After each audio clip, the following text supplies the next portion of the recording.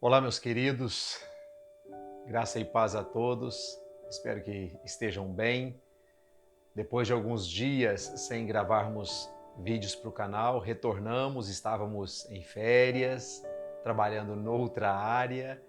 É uma alegria muito grande voltar a produzir os vídeos para esse canal que tem como intuito pregar a palavra de Deus, transmitir aquilo que Deus, durante toda a nossa vida cristã, de estudo, meditação, oração, tem nos ensinado. E nós vamos iniciar uma nova série de estudos agora. E eu quero intitular esses estudos como pós-terra, ou seja, aquilo que os seres humanos vivenciarão após a nossa passagem aqui pelo planeta Terra. Quando Jesus voltar, buscar a sua igreja, acontecer o juízo final, como seremos? Para onde iremos? Nós sabemos que uns para o céu, outros para o inferno. Nós finalizamos o estudo passado falando sobre o céu como herança. Então, nós precisamos fazer uma breve recapitulação, porque eu quero agora detalhar um pouco mais sobre aquilo que nós entendemos sobre o céu. Talvez nós gravaremos uns 3 vídeos hoje, para que não fique muito grande nenhum deles, e depois nós também gravaremos outros sobre aquilo que nós entendemos sobre o inferno, de forma bem detalhada. É uma compreensão nossa, e com esse estudo, ou com esses estudos, nós não queremos de maneira nenhuma transparecer que saibamos mais do que alguém ou que desprezamos qualquer linha hermenêutica ou linha de interpretação de outros estudiosos. Muitas coisas que nós diremos nesse vídeo concorda com outros ou com a maioria dos estudiosos, outras coisas não concordam com a maioria, fica com a minoria ou às vezes com quase nenhum deles, mas nós temos paz naquilo que nós vamos passar a vocês hoje. Nós temos uma convicção muito grande, porque olhamos para a Bíblia e reconhecemos esse estudo contido nela. E até hoje, com tudo aquilo que eu já pesquisei, eu não consigo ver heresia naquilo que nós vamos passar para vocês, nesse detalhamento sobre o céu ou posteriormente, sobre o inferno. Nós respeitamos todas as linhas hermenêuticas já colocadas, produzidas. Nós não estamos aqui de maneira nenhuma para desrespeitá-las. E tudo que será exposto aqui, então, é para que nós busquemos um entendimento daquilo que seja esse maravilhoso momento em que nós viveremos nessa situação chamada céu, pela Bíblia Sagrada. Nós não temos nenhum temor em passar para vocês esse entendimento, mas também nós não queremos de forma nenhuma dizer que estamos certos, que somos os únicos, ou que sou o único certo nessa questão. Até porque é interpretação. Eu, nessa convicção, nesse entendimento, eu tenho paz, porque ao olhar a aliança bíblica, eu tenho paz. Mas admito que eu posso estar enganado, como eu entendo que muitos outros estudiosos também se enganam a respeito de algumas coisas que interpretam. Eu admito também que eu posso estar enganado. E creio que, se não nessa vida, na próxima, eu tenho certeza que conheceremos como somos conhecidos. Então, para que nós atinjamos o nosso objetivo de detalhar mais céu, é necessário eu fazer uma breve recapitulação daquilo que nós já estudamos. A Bíblia diz em Gênesis 1, os versos 1 e 2, que no princípio Deus criou os céus e a terra. É muito interessante essa distinção que o autor faz, porque, na nossa opinião, como vocês já viram nos estudos passados, a terra está contida no céu. Na nossa opinião, a terra está dentro desse, vamos dizer, desse sistema céu. E o autor, ele destaca, dentre os outros milhões de planetas, a Terra. Mas por quê? Porque na Terra, Deus faria acontecer o seu plano eterno. E ele continua dizendo que a Terra estava sem forma e vazia. Uma tradução muito interessante na Bíblia, a Mensagem, nos traz um pouco mais de luz sobre isso. Está escrito assim: em primeiro lugar, Deus criou os céus, que também está no plural, e a terra. Tudo que se vê e tudo que não se vê. Olha que coisa interessante. Tudo que se vê, ou seja, aquilo que é material, e tudo que se não vê, aquilo que é espiritual. Então, o autor está dizendo dos céus.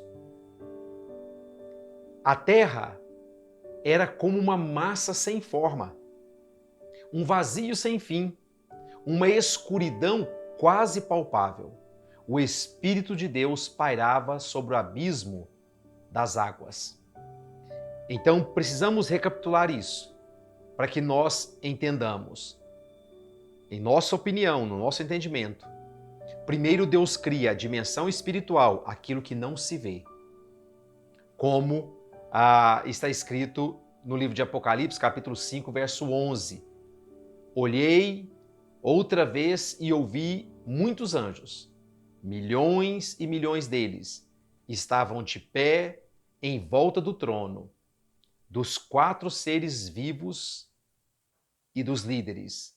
Então, milhões e milhões de anjos. Deus primeiro cria aquilo que se não vê, a dimensão espiritual. Depois Deus cria a dimensão material, composta de galáxias, planetas, astros e também de seres vivos. É o que o autor disse, aquilo que se vê. Hebreus capítulo 11, verso 3, registra o seguinte: pela fé, entendemos que os mundos pela palavra de Deus foram criados, de maneira que aquilo que se vê não foi feito do que é aparente. Então, pela fé, nós acreditamos que Deus tirou toda a dimensão material daquilo que não era matéria. Essa é a nossa fé. E depois Deus cria, então, o ser especial, que nós tratamos detalhadamente. Um ser à sua imagem e semelhança, capaz de governar toda a criação de Deus. Um ser que, para a sua formação, Deus usa os componentes da dimensão material, todos os elementos que ele usou para criar a dimensão material, e usa componente da dimensão espiritual, porque Deus lhe dá o espírito. Então nós dissemos que no homem as duas dimensões se fazem presentes: a dimensão material e a dimensão espiritual. Então é o único ser em que as duas dimensões se fazem presentes. Eu tenho certeza que vocês se lembram disso, porque nós tratamos detalhadamente. E então, o homem é colocado por Deus nessa terra para que aqui ele pudesse evoluir. para que ele pudesse conhecer a criação, conhecer a si mesmo e conhecer também a Deus, ao seu Criador. À medida que esse ser humano fosse evoluindo, e a gente vê claramente isso, como nós vamos tratar daqui a pouco, Deus dialogava com Adão para que ele pudesse conhecer de Deus, para que ele pudesse conhecer da criação. E à medida então que esse homem fosse evoluindo, ele iria se tornando cada vez mais capaz de governar e de trabalhar toda essa criação. Então, no homem estão as duas dimensões. Eu queria que você guardasse muito bem isso. Como entendemos o céu? Como nós, ao meditarmos na palavra de Deus, entendemos que seja o céu? Como eu disse, nós tratamos o céu como herança. E hoje nós vamos, assim, detalhadamente entender o que seja o céu. Wayne Grudem, ele diz o seguinte: na era presente, o lugar em que Deus habita é frequentemente chamado de céu nas Escrituras. Então, para ele, no entendimento dele, céu é o lugar onde Deus está, é o lugar onde Deus habita. Bom, como a nação de Israel fora formada numa terra pagã, no Egito, e ali no Egito, cada deus tinha o seu templo, então Deus permite e se permite fazer parte desse contexto para que o homem o compreendesse. Então, como nós já estudamos na Bíblia Sagrada, Deus permitiu a construção do tabernáculo, o primeiro santuário, Deus permitiu a construção do templo de Salomão, e a própria palavra diz que ele não habita em templos feitos por mãos humanas, mas ele permitiu a construção e ele se permitiu manifestar nesses templos para que os seres humanos daquela época não tivessem dificuldade em compreendê-lo como sendo Deus. Então, Deus se manifesta no tabernáculo no deserto, Deus se manifesta no templo construído por Salomão, e as pessoas, então, do Antigo Testamento tinham na mente que o templo era realmente a morada de Deus.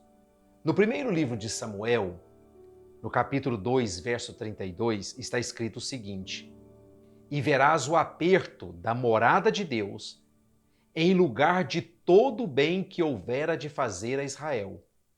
Nem haverá por todos os dias ancião algum em tua casa.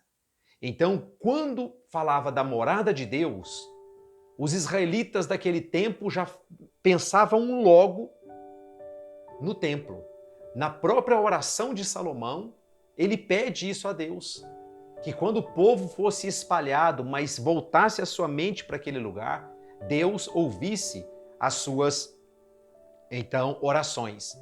Com a evolução do raciocínio, o povo de Deus também evolui no conhecimento do próprio Criador.